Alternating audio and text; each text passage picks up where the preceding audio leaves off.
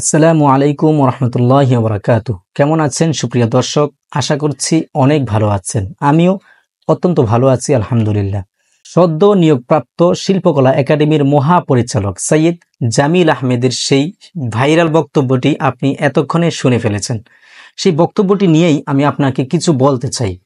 তিনি তার বক্তব্যে বলেছেন 2024-এ এসেও একটা মেয়ে বোরকা পরতে হবে কেন? তার দলিল হিসেবে তিনি কোরআনের সূরা আন-নূরের 30 নম্বর আয়াতের অনুবাদ তুলে ধরেছেন। তার এই কথাটি যথার্থ, একদম ঠিক। চলুন আমরা কথাটা বুঝবার জন্য তার এই ভিডিওটা আমরা আরো একবার শুনে আসি। আমি চাইবো শিল্পকলা একাডেমিতে আমি যদি সুযোগ পাই, আমি চাইবো তাহলে ওখানে জামা যেন আসে। এই জন্যে যে বলুক না কেন জামা, কেন মেয়েদের এখনো 2024 সালে বোরকা পড়তে হবে? কেন 2024 সালে শরীয়তি রাষ্ট্র ব্যবস্থা দরকার? কারণ কোরআনেই বলা আছে যে তুমি তোমার কোন নারীর দিকে চোখ করে দৃষ্টি নাও। তো আমি যদি দৃষ্টিটা নামাই, তাহলে আমি যদি সংযত হই, আমি যদি দৃষ্টি লাগাম তুলি, তাহলে কেন নারীকে মাথায় কোনটা দিতে হবে? এই কথাটার উত্তর জামাতকে দিতে হবে। তার এই বক্তব্যটা আমি যদি আপনাকে একটু এক্সপ্লেইন করে বোঝাই, তাহলে হয়তো আপনার বুঝতে সহজ হবে, আমারও বোঝাতে সুবিধা হবে। তিনি বলতে চাচ্ছেন 2024-এ এসেও একটা মেয়েকে বোরকা পরতে হবে কেন? 2024-এ বাংলাদেশ স্বাধীন হয়েছে, এই স্বাধীন দেশেও কেন একটা মেয়ে মুক্ত বাতাসে স্বাধীনভাবে ঘুরে বেড়াতে পারবে না? তার দলিল হিসেবে তিনি বলেছেন যে আল্লাহ রাব্বুল আলামিন বলেছেন পুরুষকে চক্ষু অবনত রাখতে। তার মানে বোঝা যায় মেয়েদের চেহারা খোলা থাকবে, মেয়েরা বোরকাহীন থাকবে, চেহারা খোলা থাকবে, ওপেন ভাবে চলাফেরা করবে এবং পুরুষরা তাদের চক্ষুকে অবনত রাখবে। যদি মেয়েদের বোরকা পরাই থাকতো, যদি মেয়েদের চেহারা ঢাকাই থাকতো, তাহলে আল্লাহ তাআলা কেনই বা পুরুষকে চক্ষু অবনত রাখার আদেশ দিয়েছেন? তার এই কথাটা তাফসিরবিদদের কথার মতোই। তাফসিরবিদরাও ঠিক একই কথা বলেছেন।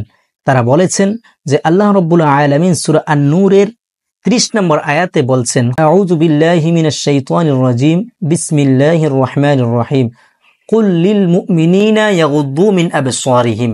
নবী হে, আপনি বলুন মুমিন পুরুষদেরকে তারা যেন তাদের চক্ষুকে সংযত রাখে, অবনত রাখে, নত করে রাখে। তো এই কথার দ্বারা বোঝা যায় যে মেয়েরা তাদের চেহারা খোলা রেখে চলাফেরা করবে, পুরুষরা তাদের চক্ষুকে অবনত রাখবে। তাফসিরবিদরাও ঠিক একই কথা বলেছেন। কিন্তু এই জায়গায় আমার একটা প্রশ্ন হলো, তাহলে তাফসিরবিদরা কেন মেয়েদেরকে চেহারা খোলার নির্দেশ দেন না? তাফসিরবিদরা কি সৈয়দ জামিলের চেয়ে কম বুঝেছেন? না, তাফসিরবিদরা সৈয়দ জামিলের চেয়ে কম বুঝেননি, বরং এর চেয়ে শতগুণ বেশি বুঝেই তারপরে তাফসিরের কাজে হাত দিয়েছেন।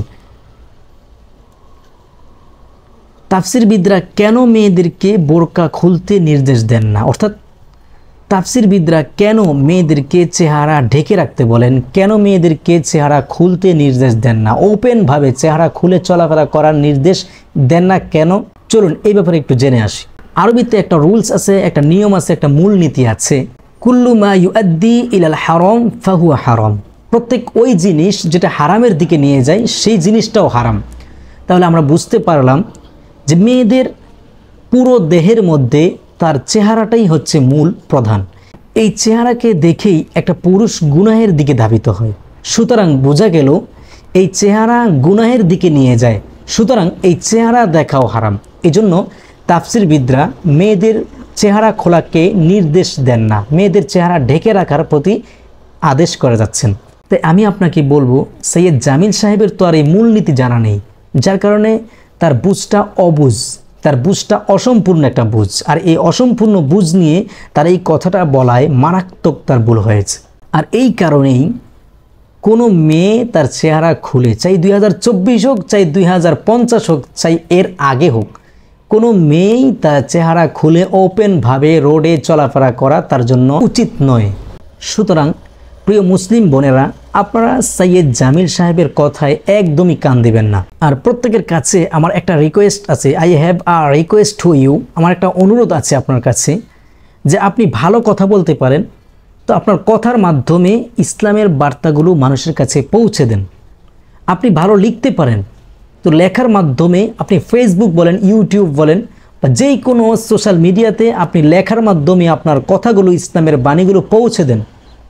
আর আপনি লিখতেও পারেন না, বলতেও পারেন না, তো অন্তত এই ভিডিওটা শেয়ার করে আপনি অন্যকে দেখার অনুরোধ করুন। এবং অন্যকে দেখার সুযোগ করে দিন। আরও একটি রিকোয়েস্ট আপনার প্রতি, আপনি যদি আমার এই ভিডিওটি ফেসবুক পেজ থেকে দেখেন তাহলে পেজটি লাইক দিয়ে আমার পাশে থাকবেন, আর যদি ইউটিউব চ্যানেল থেকে দেখেন তাহলে চ্যানেলটি সাবস্ক্রাইব করে পাশে থাকা বেল আইকনটি ক্লিক করে রাখবেন সবার আগে আমার এই ধরনের ভিডিওগুলো পাওয়ার জন্য। All the best, see you next video ইনশাআল্লাহ। আসসালামু আলাইকুম ওয়া রাহমাতুল্লাহি ওয়া বারাকাতুহু।